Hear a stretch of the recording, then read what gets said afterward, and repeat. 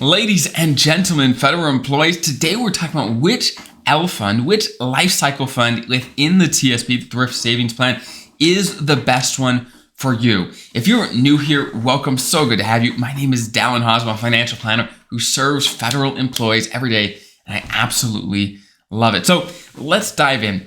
The life cycle funds are extremely popular because of what they're designed to do. If you don't know already, they're designed to get more conservative over time. So especially when people start, the default fund within the TSP is going to be a life cycle fund that is close to when they expect you to retire. So that's the default. So people are using them all the time. And even if they don't stay in the default, they often use an L fund because it seems to take a lot of the work and the thought out of it. Say, hey, I'm just going to throw my money in there. It's going to do the work for me.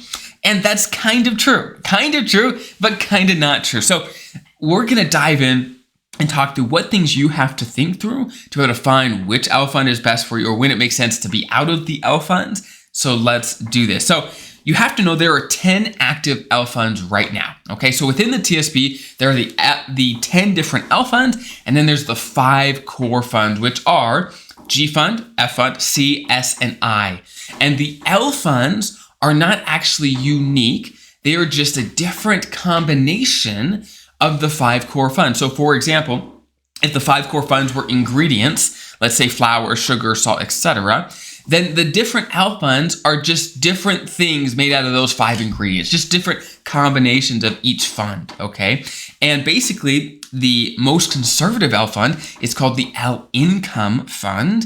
And then basically for every 5 years, there's an L fund for it. So L 2025 is the next 5-year increment that we have an L fund for.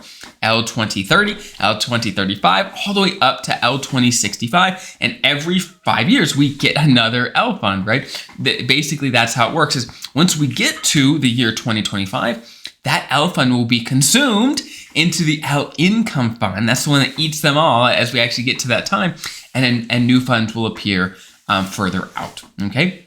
So that's how it works is they automatically are going to get more and more conservative over time if you just keep the money in. And in some ways, that's really, really nice. In some ways, it may not do exactly what you want it to do. So here's the deal.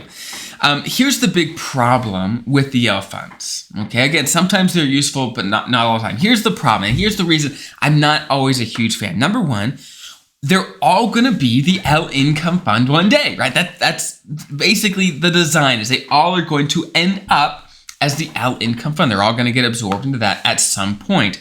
So what does the L income fund invest in? Well, you can find, if you just type in L income fund, you could find it on the TSP website. They'll show you exactly what it's in. But basically, 70% of it is in the G fund and another 5 is in the F with the other percentages in the C, S, and I. Okay, meaning 75% of the money, if your money is in the L income, is in short-term conservative investments, which sometimes makes sense. But again, I'm a financial planner in my day job, and I'm not making videos for you folks, right? And I look at Fed situations all the time. And yes, there are exceptions, but as a general rule, it is very, very rare to find a situation where this makes sense, where it makes sense to be this conservative with 75% of your money and things that probably aren't going to beat inflation over time. That's tough.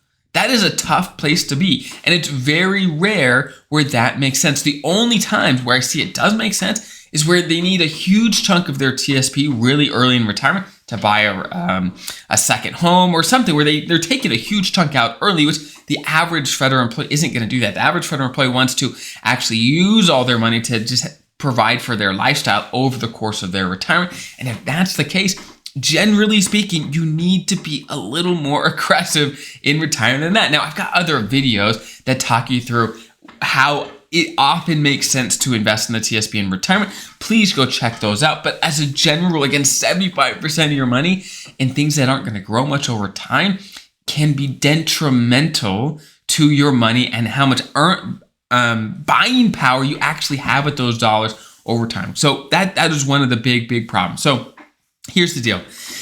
If I don't like the L fund because they all become super conservative, then what is a good alternative? What actually makes sense? If we don't want to just stick it in the L fund, then what can we do? Well, there's really two options, okay?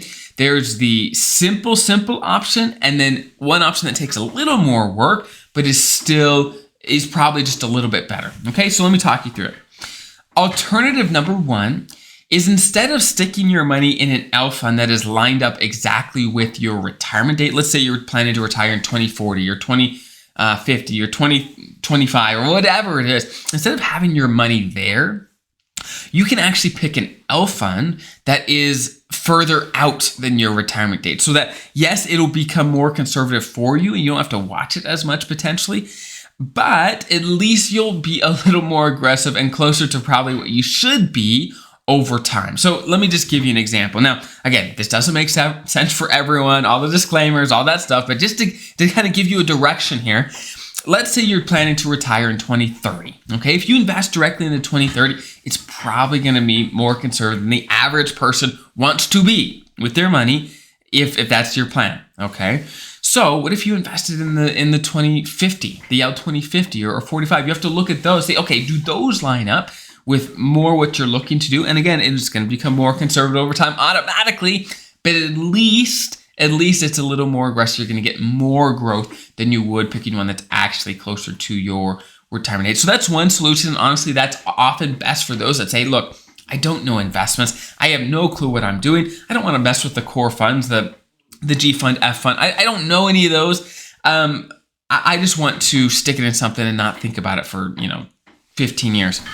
And if that's the case, then yeah, maybe this solution works. Okay. So alternative number two, though, is if you're comfortable leaving the L fund. In my experience, you tend to get the best results in the core funds. Okay, knowing exactly how much your money is in each fund and things like that. So, like I said, there's the G fund, F fund, C, S, and I. I've got other videos on showing you, depending on where you're at in your career. I think one's called just How to Invest in the TSP. You can go back to the website, hawesfederaladvisors.com. You can find them there, on YouTube, wherever. They're everywhere, okay? Long story short, most of the time, I recommend, in most situations, just invest directly into the core funds, the G fund, F fund, and find the mix that makes sense for you and your position in your career. Okay, and there's a couple advantages. Number one, it's not going to change on you automatically. Okay, it's not going to get more conservative over time. So you know, and you are intentional about where your money is at. Okay, and it's easy to see where your money is at. When it's in an L fund, most people forget that it changes over time. They don't look at actually what they're invested in, the mix they're in. But if you're in the core fund and you break it out yourself, it won't change much. And it's easy to see, okay, does that still make sense? Maybe you'll look at your TSP statement like, oh man, I'm in that. Oh wow, right? It gives more clarity and visibility without having to take an extra step of finding what your specific L fund is invested in. So generally speaking, that's what I recommend, is find a strategy that makes sense for you. Find a mix of the core funds that you like, stick it in there, and let it ride for some time, okay? Especially when you're early, mid, and even later in your career, you don't have to make changes to your TSP very often, as long as you got a good plan for what you want to do, okay? So, long story short, there's nothing wrong with the L funds. They work well at what they're designed to do, but you've got to understand, what do they do, and does that make sense for you? And in general, it's very rare where someone is going to want to be as conservative as the L funds are going to make them in retirement, even when they're retired. If the goal is to have a 20, 30-year retirement and have your money last and keep up with inflation the entire time. Okay, so I hope that's helpful. If there's any follow-up questions, there's a link below to submit questions, and we base our future content all on that. Have a wonderful day. We'll see you guys next time.